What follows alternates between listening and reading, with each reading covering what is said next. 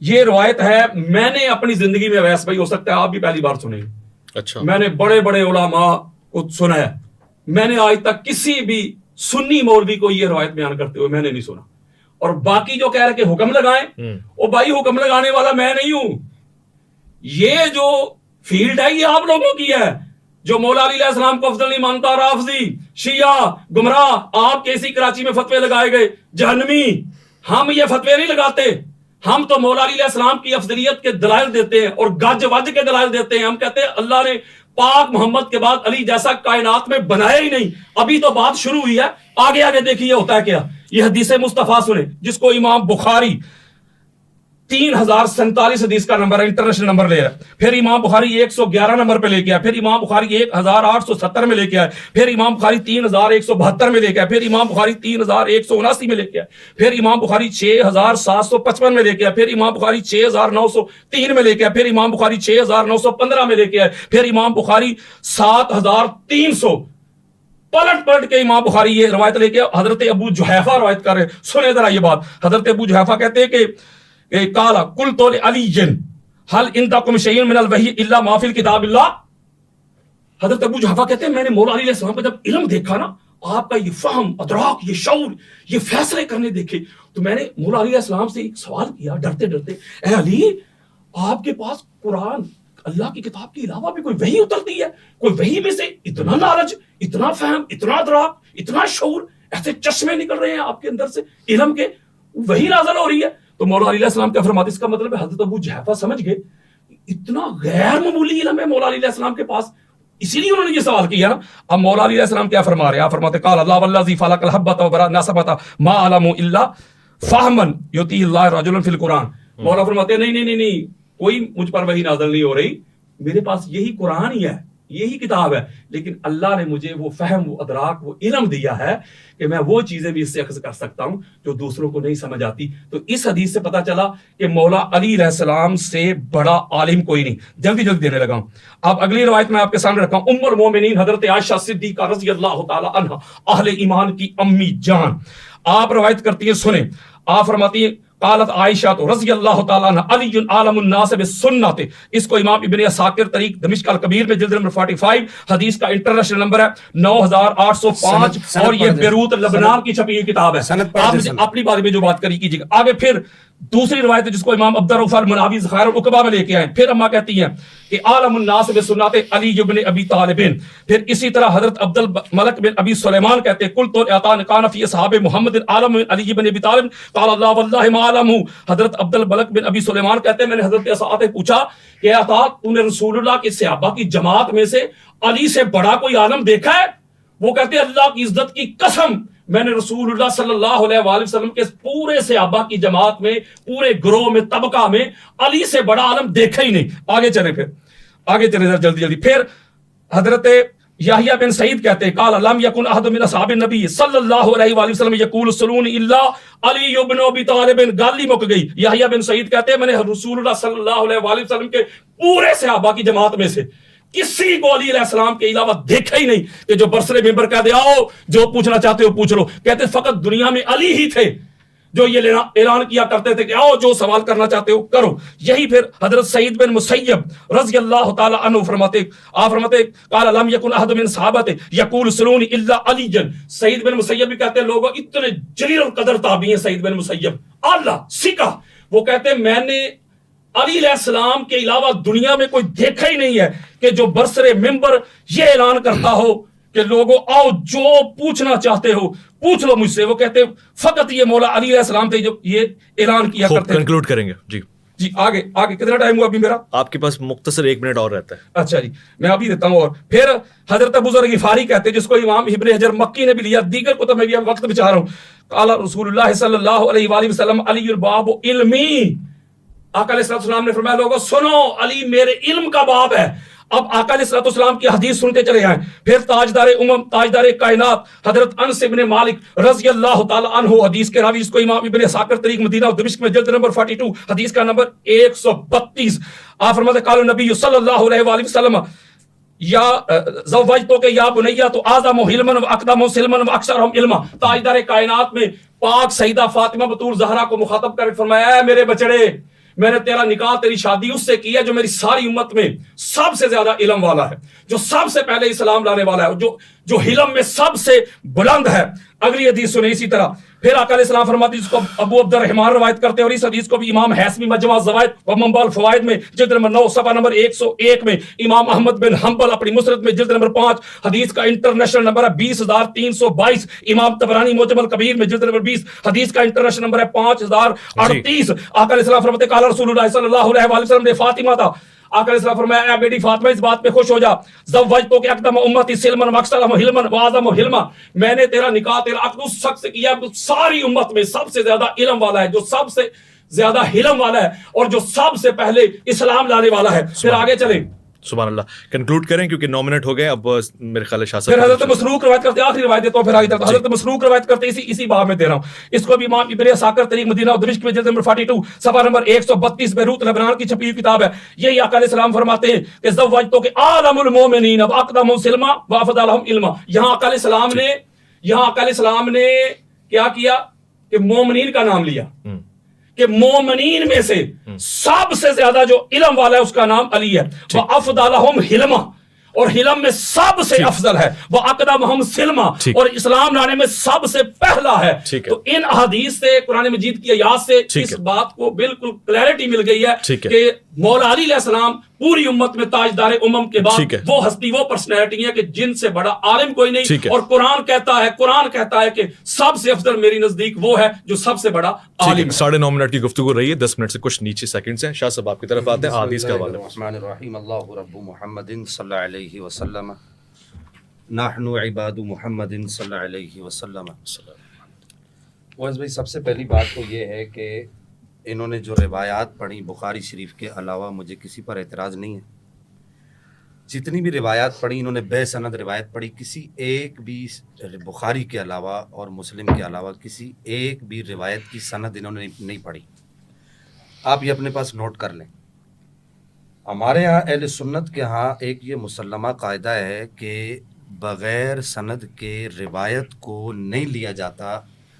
اس کے لیے میں آپ کے سامنے یہ شیخ الاسلام ڈاکٹر محمد طاہر القادری صاحب کی یہ کتاب ہے, اس کی یہ پوری انہوں نے یہ کتاب ہی اسی پر لکھی ہے. دیکھیں, فضیلت روایت حدیث اور مقام اسناد. صحیح. اس کے اندر انہوں نے واضح طور پر یہ لکھا ہے کہ لا تنظروا الی الحدیث ولکن انظروا الی الاسناد فإن صح الاسناد والا فلا تغتر بالحدیث. کہ آپ فرماتے ہیں کہ یہ نہیں دیکھو کہ حدیث ہے, یہ دیکھو کہ حدیث کی سند کیا ہے. اگر اسناد ٹھیک ہیں, نہیں ٹھیک تو پھر وَإِلَّا فَلَا تَغْتَرَّ بِالْحَدِيثِ, پھر اتراؤ نہیں حدیث پر. اذا لم يصح الاسناد, جب تک حدیث کی سند درست نہ ہو جائے. یہ پہلی بات. پھر اس کے بعد میں ساتھ ساتھ یہ شیخ الاسلام صاحب کی دوسری باتیں بھی میں عرض کرنا چاہوں گا. میں نے جو پہلی بات عرض کی ہے, ابھی تک علامہ صاحب اس کی طرف نہیں آئے. میں سمجھتا ہوں کہ ایک صاحب علم کے لیے یہ بات کافی ہوتی ہے کہ یار قرآن کا انکار ہو رہا ہے, مولا کائنات کی افضلیت کا ایک آدمی قرآن سے ثابت کر رہا ہے, اور قرآن کا انکار ہو رہا ہے, تو قرآن کے انکاری پر آپ حکم شرع کیوں نہیں لگا رہے؟ آپ حکم شرع لگائیں نا, قرآن کے انکاری پر کیا حکم لگتا ہے. نمبر 2, احادیث کا انکار ہو رہا ہے, آپ نے احادیث کے انکاری پر کوئی بھی حکم شرع نہیں لگایا. تیسری جانب جو ہے آپ نمبر 3 یہ کہ میں نے اس کے بعد آپ کو اہل بیت اور صحابہ کا بھی کہا, میں بار بار بات کو نہیں دہرا رہا, لیکن میں ان سے پوچھنا چاہوں گا کہ بھائی ایسے آدمی پر حکم شرع لگاؤ نا. ہمارے ہاں تو بزرگوں نے, ہم تو یہ امام ربانی مجد الفسانی شیخ احمد سرندی نے اپنے مکتوبات کے اندر لکھا ہے, سیدی اعلیٰ حضرت نے لکھا ہے, اسی طریقے سے شاہ عبدالعزیز محدث دہلوی نے لکھا ہے, پیر مہدی شاہ صاحب نے اپنے ملفوظات میں فرمایا ہے. پھر اس کے بعد یہ سید احمد کبیر رفاعی رحمہ اللہ نے اپنی اس کتاب کے اندر جو امام الاولیاء انہوں نے فرمایا ہے. پھر اس کے بعد آپ ادھر آ جائیے, میرے پاس یہ دیگر کتب پڑھی ہیں, الاعتقاد وغیرہ پڑھی ہیں, ان سب کتابوں کے اندر یہ کہا گیا ہے کہ بھائی ہم کتاب و سنت کے مفہوم اور اس کی افہام اور تفہیم کو سمجھنے کے لیے بزرگوں کے پابند ہیں. ہم اہل سنت ہیں. اہل سنت جو ہے افہام قرآن اور تفہیم قرآن کے لیے اپنی عقل کے گھوڑے نہیں دوڑاتی. انہوں نے جتنی بھی آیتیں پڑھی, اگر یہ کہتے ہیں کہ اس سے, اگر یہ کہتے ہیں, میں یہ کہہ رہا ہوں اگر یہ کہتے ہیں, ہمارے بزرگوں نے اس سے یہ مفہوم نہیں لیا نہ محدثین نے، نہ مفسرین نے، نہ متکلمین نے، اتنے بڑے بڑے لوگ گزر گئے. تو پھر پیر علی شاہ صاحب رحمہ اللہ پر کیا فتویٰ لگے گا؟ میں یہ پوچھنا چاہ رہا ہوں کہ جن کو نبی پاک نے فرمایا میر علی تو میرا بیٹا ہے، تو ایسے لوگوں کو بیٹا بنا دیا نبی پاک صلی اللہ تعالیٰ علیہ وبارک وسلم نے، جو قرآن کے خلاف عقیدے لوگوں کو بتاتے رہے. پھر ان کو نبی پاک صلی اللہ تعالیٰ علیہ وبارک وسلم نے سید احمد کبیر رفاعی رحمہ اللہ کو نبی پاک نے اپنے مزار سے باہر اپنا دست اقدس نکال کے آپ صلی اللہ تعالیٰ علیہ وبارک وسلم نے آپ کو کہا کہ میرا ہاتھ چومو. تو اس وقت حضرت سرکار بغداد بھی وہاں اس مجلس میں موجود تھے اور کہتے میں نے خود دیکھا. اس کی 3 اسناد ہیں اور ایک روایت کے مطابق 9 اسناد ہیں، اور ایک سند کے اندر جو ہے وہ سرکار بغداد کا بھی ذکر ہے، اور پھر اس کے بعد اتنے بڑے جو امام جزری ہیں جو تجوید کے امام ہیں ان کا بھی ذکر ہے. وہ کہتے ہیں ہم نے خود دیکھا، اور وقت کے بڑے بڑے اغواص و ابدال نے دیکھا. وہ سب کہتے ہیں کہ ہم نے دیکھا کہ نبی پاک علیہ الصلوۃ والسلام نے اپنا دست اقدس جو ہے وہ باہر نکالا، اور آپ صلی اللہ تعالیٰ علیہ وبارک وسلم نے اپنا دست اقدس باہر نکال کے سید احمد کبیر رفاعی رحمہ اللہ کو دیا اور کہا کہ میرا ہاتھ چومو، میں تمہیں یہ شرف دے رہا ہوں. تو آپ نے نبی پاک صلی اللہ تعالیٰ علیہ وبارک وسلم کے دست اقدس کو چوما.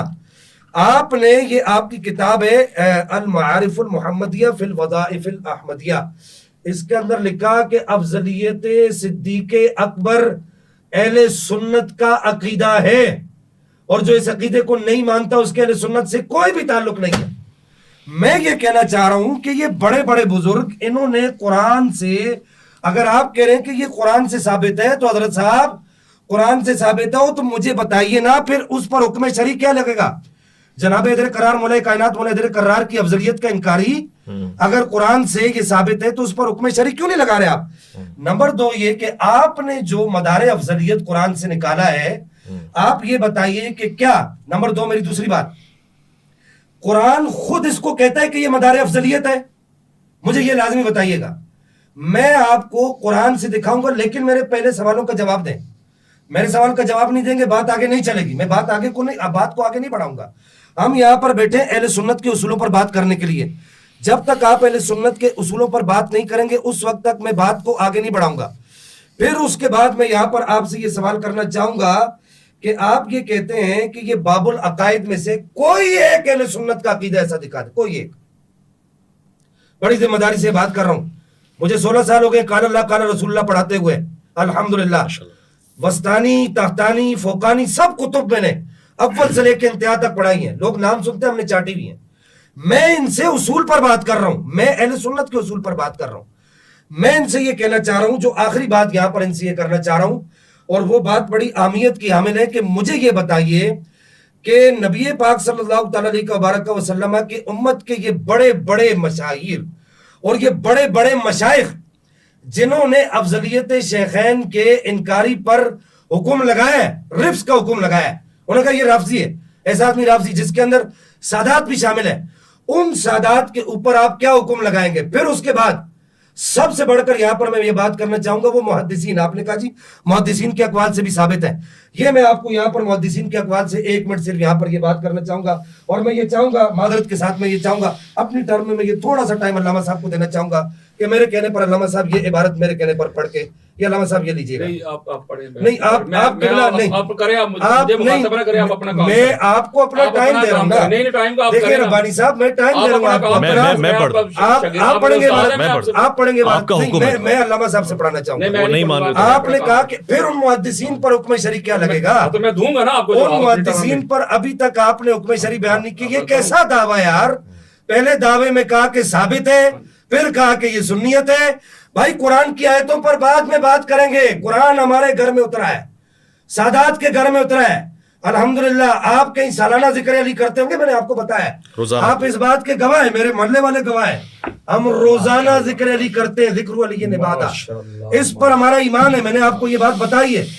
صرف ذکر علی نہیں کرتے، سیدہ پاک کے ہر بچے کا ذکر کرتے ہیں، ائمہ اثنا عشر کا ذکر کرتے ہیں. بات یہ نہیں ہے، میں صرف آپ کو یہ کہنا چاہ رہا تھا کہ علامہ صاحب آپ کو پنجتن پاک کا واسطہ کہ ذرا یہ عبارت تو یہ شاہ پڑھ جی دیجیے آپ نا اپنا محدثین. ٹرم کریں, مجھے نا تھوڑا سا میں آپ چلے آپ اپنی ٹرم میں یہ عبارت پڑھ دیجیے گا, میں آپ کی ٹرم کے تک آپ کی ٹرم تک میں آپ کو یہ عبارت پڑھ کے میں آپ کی ٹرم تک یہ عبارت آپ نہیں ابھی صبر کریں, کنٹینیو رکھیں. میں آپ کی ٹرم تک آپ کی عبارت کا میں انتظار کروں گا کہ آپ نے کہا کہ محدثین سے ثابت ہے, پھر اس کے بعد میں یہاں پر آپ کے سامنے ایک چیز اور بھی لاؤں گا, یہ تمہید ابو شکور سالمی, یہ بھی عبارت آپ اپنی ٹرم میں اندر پڑھ کے مجھے دکھائیں گے, مجھے بتائیں گے آپ کہ یہاں پر کیا کہا جا رہا ہے, کہ ان لوگوں کے اوپر پھر آپ کیا حکم شرعی لگائیں گے.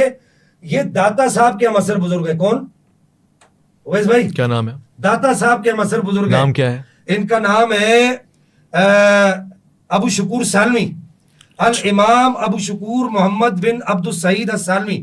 اور آپ کو ایک بات اور بتاؤں اویس بھائی سنیے گا, جی جی ایک بات آپ کو اور بتاؤں, میں ان کو مخاطب نہیں کر رہا, آپ کو مخاطب کر رہا ہوں. یہ وہ کتاب ہے جو بابا صاحب جو ہے بابا فرید الدین گنج شکر خواجہ نظام الدین اولیاء کو پڑھایا کرتے تھے. اللہ اکبر. اس کے اندر آپ کہتے ہیں کہ محدثین کے اقوال سے ثابت ہے, میں کہتا ہوں ان سے بڑا محدث کون ہوگا امت کے اندر. قرآن پہ ہم بعد میں آئیں گے, پہلے آپ یہ طے کریں, یہ آپ اپنی ٹرم کے اندر یہ بھی پڑھیں گے, پھر اس کے بعد یہ میں لے کر آیا ہوں یہ شرح فقہ اکبر, آپ کو میں کھلی دعوت دوں گا, آپ مجھے سیال کوٹ میں بلائیں گے, میں وہاں پر بھی آؤں گا انشاءاللہ. آپ انشاءاللہ فقیر کو, آپ کے یہ سمجھے تھے کہ ذوالفقار شاہ جو ہے, میں نے اپنی مصروفیت آپ کو بتائی تھی اور میں اپنی اس مصروفیت کو چھوڑ کے اپنے بزرگوں کے عقائد کے تحفظ کے لیے یہاں پر آیا ہوں, اپنے بزرگوں کے عقائد کے تحفظ کے لیے. کنکلوڈ کیجئے گا. میں یہ چاہوں گا کہ اس کے بعد یہاں پر آپ یہ عبارت بھی پڑھیں گے, ان پر بھی حکم شرعی لگائیں گے, پھر اس کے بعد میں یہ چاہوں گا کہ آپ یہ عبارت بھی پڑھیں گے, اس پر بھی آپ حکم شرعی لگائیں گے. یہ عبارت یہاں سے شروع ہوتی ہے, ٹھیک ہے, آدھا اور آدھا پھر اس کے بعد جی بس ٹائم آلموسٹ بس. اب میں آخر میں بات کو کنکلوڈ کر دیتا ہوں. سب سے پہلے آپ حکم شرعی لگائیے, اس پر حکم شرعی کیا لگتا ہے. پھر آپ کہتے ہیں باب العقائد سے ثابت ہے, باب العقائد کے اندر کون سی اخبار معتبر ہوتی ہیں. میں یہاں پر جو ہے وہ عبد القادر شاہ صاحب کی کتاب زبدہ, جو جنہوں نے اسی کام کے لیے, یہی واردات کرنے کے لیے جو کتاب لکھی ہے, عبد القادر شاہ گیلانی صاحب, میں آخری صفحے کا یہاں پر حوالہ دینا چاہوں گا. انہوں نے یہاں پر واضح طور پر لکھا ہے یہ باب العقائد سے, یہ اردو کتاب ہے, چلیے آپ یہ پڑھ دیجئے گا اپنی ٹرم کے اندر. انہوں نے یہاں پر کیا لکھا ہے, پہلے اس کو تو طے کر لینا بھائی, ہم بغیر اپنے دعوے کو پورا کیے ہم بات کو آگے کیسے بڑھا سکتے ہیں, اہل سنت کے اصولوں سے کیسے ہٹ سکتے ہیں. اب آپ اپنی بات جی آپ نے جو چیزیں رکھی ہیں, یہاں پر نہیں اویس بھائی, میں یہ بات کرنا چاہوں گا, یہ قرآن کی آیتیں بعد میں پڑھیں گے, حدیث بعد میں پڑھیں گے, پہلے اس بات کو طے کریں گے. ٹھیک ہے, آپ کا ٹائم ہو گیا. علامہ صاحب جی آپ کی طرف. جی اویس بھائی, سب سے پہلے تو بات میں یہ کرنا چاہ رہا ہوں, جو میں نے دعویٰ لکھ کے بھیجا ہے اس کی ترتیب پڑھیں, قرآن, حدیث, اہل بیت, صحابہ اور محدثین. یہ بار بار محدثین پہ آ رہے ہیں نا, مجھے پتا ہے ان کی دوڑ یہاں تک کی ہے, یہ بار بار محدثین پہ آ رہے ہیں. اگر میں محدثین پہ بات کر کے نہ جاؤں, محدثین, صحابہ, اہل بیت اطہار سے مولا علی علیہ السلام کی افضلیت ثابت کر کے نہ جاؤں, تو میں سر عام کہہ کے جاؤں گا کہ میں ہار گیا. لیکن میں تھرو پراپر چینل جا رہا ہوں, میں قرآن پڑھ رہا ہوں, وہ کہہ رہے ہیں آگے مجھے قصے کہانیاں سنا رہے ہیں, وہ قصے کہانیاں سنا رہے ہیں جو امت مانتی نہیں. اس بزرگ نے یہ کیا, اس بزرگ حضور علیہ السلام نے کہا میرے دربار پہ آجو, ہاتھ باہر نکالا, یہ کیا وہ کیا. میں قرآن پڑھ رہا ہوں, اس کے جواب میں کہانیاں دے رہے ہیں, فلاں مولوی صاحب نے یہ کیا, فلاں صوفی نے یہ کہا, فلاں صوفی نے یہ کہا. یہ ہے ان کا علمی معیار, قرآن کے مقابلے میں کہانیاں لا رہے ہیں. میں اپنی ٹرم میں محدثین کی پڑھوں, معیار کی بات ہے, عبارت پڑھو. میں کیوں پڑھوں, میری اپنی ٹرم میں علامہ صاحب آپ مجھ سے آپ پلیز خاموش رہیں, آپ ان کے آپ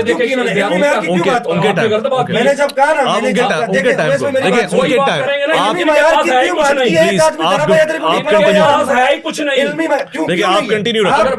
برداشت کریں, ابھی تو بات شروع ہوئی ہے. دیکھیں اس کا مطلب ہے بدنصیبی. علامہ صاحب میں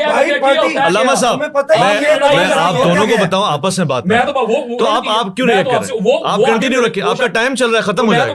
جی بسم اللہ کریں. یہ ایک بازاری لینگویج, ابھی تو پارٹی شروع ہوئی ہے, یہ کوئی طریقہ ہے آپ مجھے بات کرنے کا, تمہیں سادات سے بات کرنے کی سنیں علامہ صاحب میں آپ کو ایک بار پھر سے کہہ رہا ہوں, آپ ڈائریکٹلی آپ نہ ہونا, آپ کنٹینیو رکھیں. آپ مجھ سے بات کریں, میں سنوں, آپ کنٹینیو رکھیں, آپ کنٹینیو رکھیں. مجھے انٹرپٹ نہ کریں, آپ کا ٹائم چل رہا ہے, آپ کنٹینیو رکھیں. اچھا جی, میں یہ بات کر رہا تھا, میں قرآن مجید فرقان حمید سے بھی دلائل دے رہا تھا افضلیت پہ, ٹھیک ہو گیا. میں یہ ثابت کر رہا ہوں کہ قرآن نے اور آقا علیہ الصلوۃ والسلام کی حدیث سے یہ بالکل بات واضح ہو چکی ہے کہ افضل وہی ہوتا ہے جس کے پاس علم زیادہ ہوتا ہے. تو اسی کے ذیل میں نے ایک آیت وجیدہ پڑھی تھی سورہ رعد کی, جب وہ کفار مشرکین کہتے تھے کہ اپنی نبوت کا کوئی گواہ لا, تو وہ جو اس کی شرط کیا قرآن نے بیان کی کہ اس کے پاس کتاب کا علم ہے جو آقا علیہ السلام کی نبوت کا گواہ ہے. بعض لوگوں نے لکھا کہ وہ عبداللہ بن سلام تھے. ہمارے محدثین نے اس کا رد کیا, انہوں نے کہا کہ عبداللہ بن سلام کیسے ہو سکتے ہیں, کہ وہ عبداللہ بن سلام تو مدنی ہیں اور یہ آیت مجیدہ مکہ میں نازل ہوئی ہے.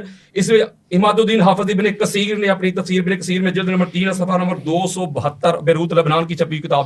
اس کے علاوہ امام جلال الدین سیوطی نے درر منصور میں جلد نمبر 4 صفحہ نمبر 69 بیروت لبنان کی چھپی ہوئی کتاب ہے. اسی طرح امام جلال الدین سیوطی نے دوسری جلد میں بھی بے شمار جو روایات موجود ہوتی ہیں, پھر کے سند پڑھ دیں, بے شمار روایات ایسی ہیں, بے شمار روایات ایسی ہیں جو اس میں آئی ہیں, جو اس میں آئی ہے کہ جو مولا علی علیہ السلام ہیں وہی آقا علیہ السلام کی نبوت اور رسالت کے گواہ. عبداللہ ابن عباس سے یہ روایت ہے, وہ کہتے ہیں ان ابن عباس رضی اللہ تعالی عنہ قال ومن عنده علم الكتاب انما هو علی لقد كان عالم بالتصحیح والتاویل والناسخ والمنسوخ. کہ یہ جو جس کے پاس کتاب کا علم تھا نا, کتاب کا جس کے پاس علم تھا وہ علی تھا, چونکہ وہ ناسخ منسوخ کا علم رکھتا تھا, قرآن میں فہم تھا, ادراک تھا, شعور تھا. تو اس سے پتہ چلا پھر عبداللہ ابن عباس کیا فرماتے ہیں. اس کو امام ابو نعیم حلیۃ الاولیاء و طبقات الاصفیاء جلد نمبر 1 صفحہ نمبر 65 اور یہ بیروت لبنان کی چھپی کتاب ہے. حضرت عبداللہ ابن عباس کہتے ہیں کہ ان القرآن انزل علی ثابت حروف ما من حرف الا له ظاہر و باطن وان علی عنده علم الظاہر والباطن.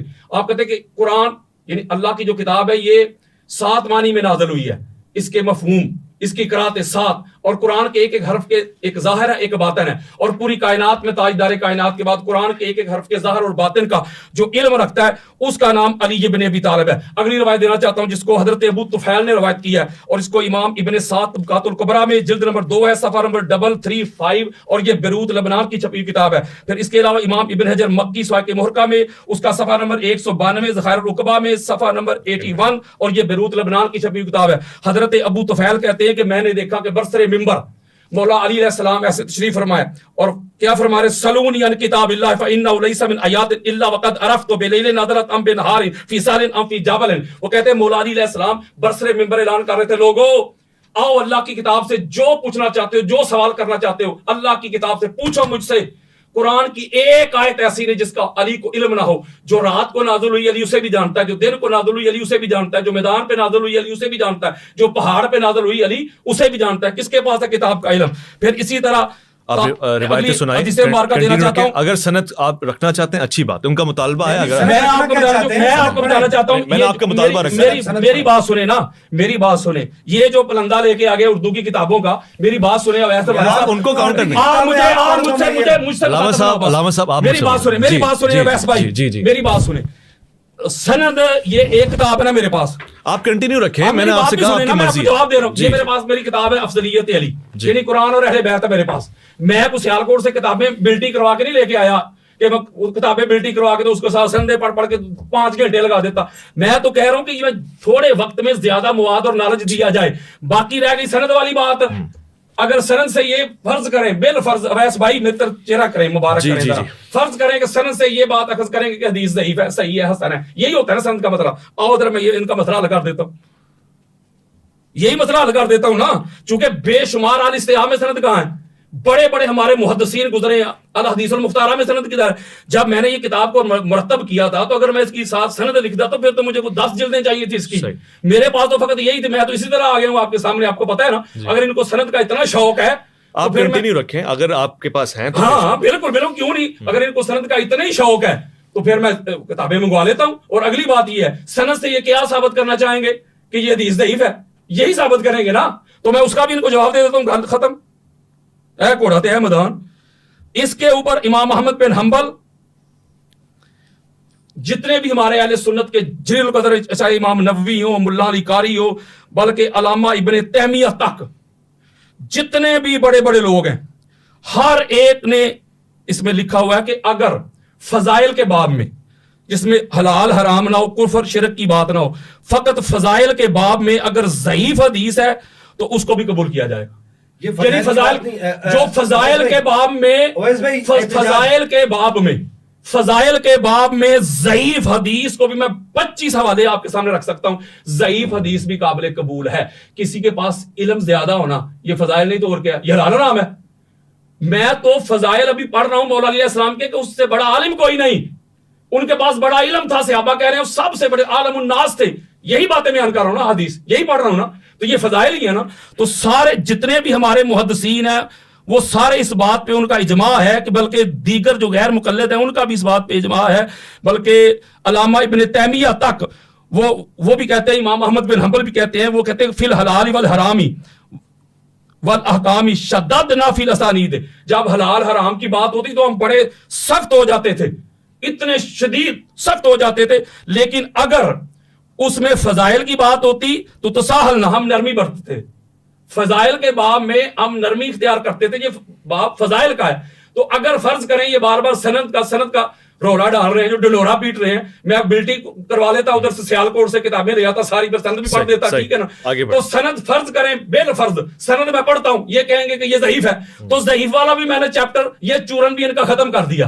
فضائل کے باب میں ضعیف حدیث بھی, اس کو یہ پارلیمانی لینگویج ضعیف حدیث جو ہے اس کا بھی بس کلا کم ہے. ابھی میری بات آگے سنے جی, اگلی دعائیں دینا چاہتا ہوں. اگلی حدیث مبارکہ بھی تو میں ادھر علم پہ رکا ہوا ہوں, اگلی آپ کے سامنے میں روایت پیش کرتا ہوں کہ وہ کیا یہ دکھا دیں کہ افضلیت کے بعد میں یہ ضعیف حدیث معتبر ہے, یہ دکھا دیں. اگلی بات سنیں, حوالے پڑھے انہوں نے, اویس بھائی آپ ان سے مطالبہ کریں. ان کا ٹائم ہے, میں نے فضائل کی بات آپ ان کے ٹائم میں یہ امام بخاری اور دیگر یہ امام بخاری کی دے رہا ہوں تاریخ الکبیر, جلد نمبر 2 ہے, حدیث کا انٹرنیشنل نمبر ہے 23,2377. اسی کو پھر انہوں نے اپنی جلد نمبر 3 میں بھی لیا ہے 7067. امام ابن ساکر نے بھی اس کو لیا ہے طریق مدینہ دمشق میں, جلد نمبر 42 ہے, صفحہ نمبر 408 ہے, اور یہ بیروت لبنان کی چھپی کتاب ہے. اما عائشہ صدیقہ یہاں بھی یہ بات فرما رہی ہیں, قالت عائشہ رضی اللہ تعالیٰ عنہ علی عالم الناس, علی سب سے بڑا عالم ہے.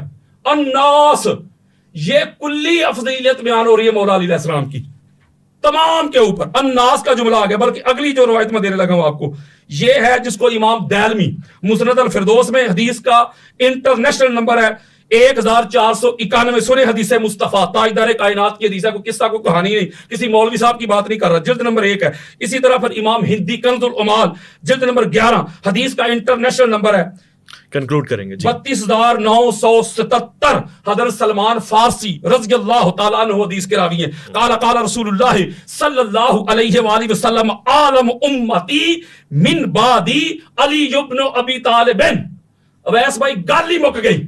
تاجدار کائنات نے فرمایا میری ساری امت میں میرے بعد جو سب سے بڑا عالم ہے, جس کے پاس سب سے زیادہ علم ہے, نالج ہے, اس کا نام علی ابن ابی طالب ہے. آقا علیہ السلام نے اپنے بعد علی علیہ السلام کو پوری امت کے اوپر یہ برتری اور یہ افضلیت دی. اور پھر یہ بھی حدیث آپ نے سنی ہوگی, بچے کو یاد ہے. آقا علیہ السلام نے فرمایا تھا آنا مدینۃ العلم و علی بابھا, میں علم کا شہر ہوں اور علی اس کا دروازہ ہے. اور آقا علیہ السلام فرماتے کہ جسے چاہیے کہ وہ میرے علم تک پہنچے, فمن اراد العلم فلیات الباب, جو چاہتا ہے کہ اس کو علم ملے اس کی ایک ہی صورت ہے, علی سے ہوتا ہوا ہے.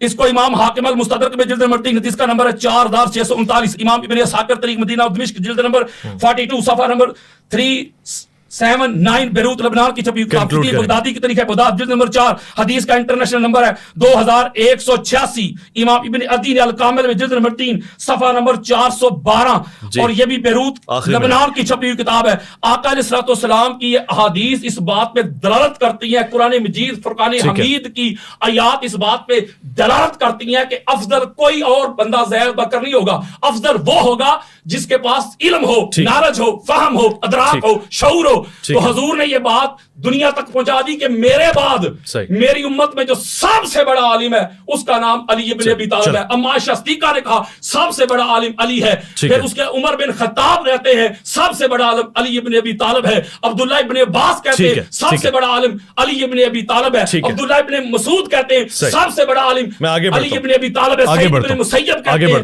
یحییٰ بن سعید کہتے ہیں کہ علی سے بڑا عالم کوئی نہیں, علی سے بڑا عالم کوئی نہیں, تو علی سے بڑھ کے افضل کیسے کوئی ہو سکتا ہے. ٹھیک ہو گیا, آپ اب پانی بھی پئیں, تھوڑا ٹھنڈا بھی ہو جائیں. ہم بھی تھوڑا سا ایسا محسوس کر رہے ہیں کہ تھوڑا نرم لہجے کی ضرورت ہے اور اسی ماحول میں گفتگو ہوگی. ہاں پانی پی لیں علامہ صاحب آپ بھی. اور میں اب آپ کی طرف آتا ہوں اور جا کے ہم ایسے بات نہیں چلے گی, میری بات پہلے آپ کا ٹائم ہے, آپ جو چاہے گا. میں نہیں ابھی تو ریکارڈنگ ہو رہی ہے نا, کوئی لائیو تو نہیں جا رہا. ہم کچھ کاٹتے پیٹتے نہیں, میں اس لیے کہہ رہا ہوں, یہ میں آپ کو بھی بتا دوں, کچھ کٹنگ نہیں. بھلے آپ بعد میں وہ کر دیجیے. نہیں کریں گے, اس لیے آپ کنٹینیو رکھیں اپنی. ابھی ریکارڈنگ ہو رہی ہے, یہ لائیو نہیں جا رہا. میں یہاں پر آپ سے یہ بات عرض کر رہا ہوں, میں نے ابھی تک جو سوال ان سے کیے ہیں, انہوں نے میرے کسی ایک سوال کا جواب بھی نہیں دیا. میں نے پیچھے ان سے یہ عرض کیا تھا, یہ ایسے جذباتی ہو رہے ہیں, آپ تھوڑا سا ٹھنڈے مزاج ہو جائیے, اتنے گرم بھی ہو رہے ہیں. ابھی تو ابتدائے عشق ہے, روتا ہے کیا, آگے آگے دیکھیے ہوتا ہے کیا.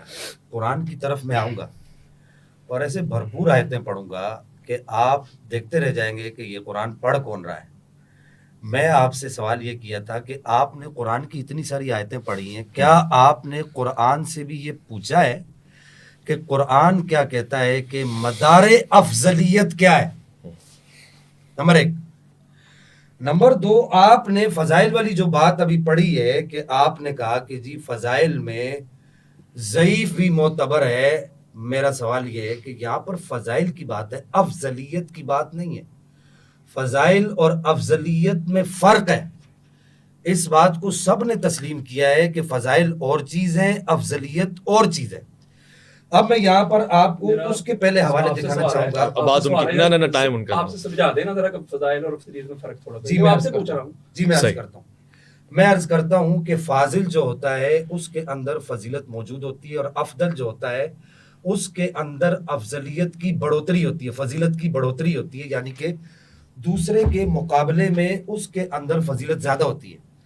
اب ہمارے علماء عقائد نے, اور پھر اس کے بعد میں نے ان سے ایک سوال یہ بھی کیا تھا کہ یہ بتائیے کہ یہ جو جناب حیدر کرار میرے بابا جان مولا کائنات مولا علی کرم اللہ تعالی کریم کی جو افضلیت ہے یہ کون سی ہے؟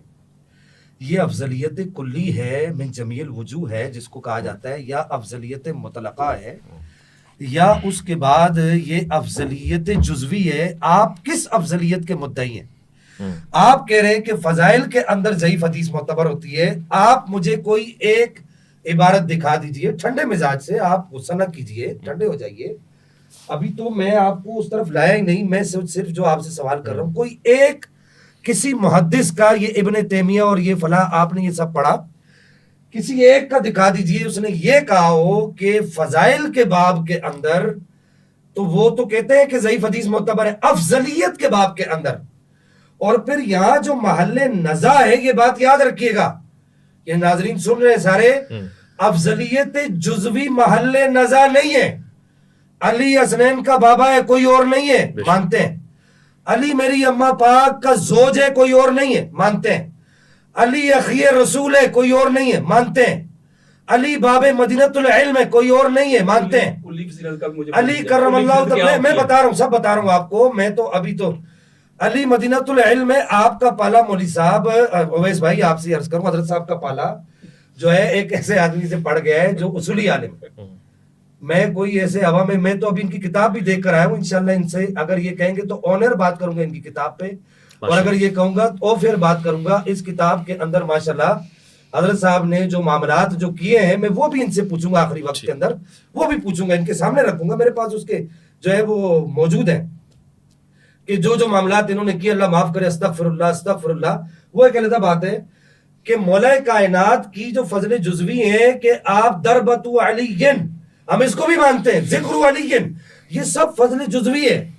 کہ ہمارا جہاں یہاں پر جو محل نزا ہے, جس پر جھگڑا ہے, وہ جھگڑا فضائل جزویہ میں نہیں ہے. آپ سارے جزوی فضائل پڑھ رہے ہیں, ان سارے جزوی فضائل کو میں مانتا ہوں, اگرچہ آپ نے بے سند روایتیں پڑھی ہیں.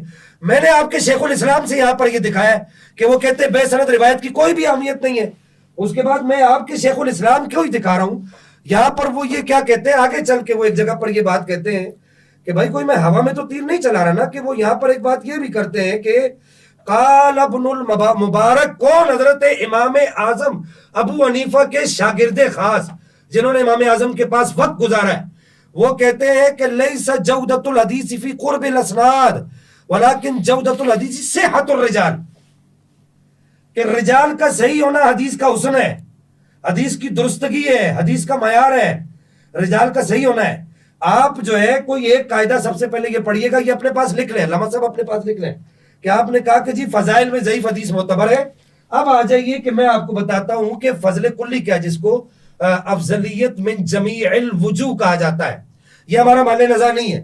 کسی کے لیے بھی کوئی بھی اہل سنت میں سے آج تک سلف سے لے کے خلف تک جتنے بھی اہل سنت گزرے ان میں سے کسی کے لیے بھی کسی صحابی کے لیے بھی کسی کا قول یہ موجود نہیں ہے کہ جناب حیدر کرار یا کوئی بھی صحابی کہ اس کے پاس افضلیت من جمیع الوجوہ ہر اعتبار سے وہ افضل ہے, ہر اعتبار سے وہ افضل ہے. مثلا آپ کو ایک مثال دیتا ہوں, سعد بن ابی وقاص کو یہ فضل حاصل ہے, یہ فضیلت حاصل ہے کہ انہوں نے اسلام کی راہ میں سب سے پہلا تیر پھینکا.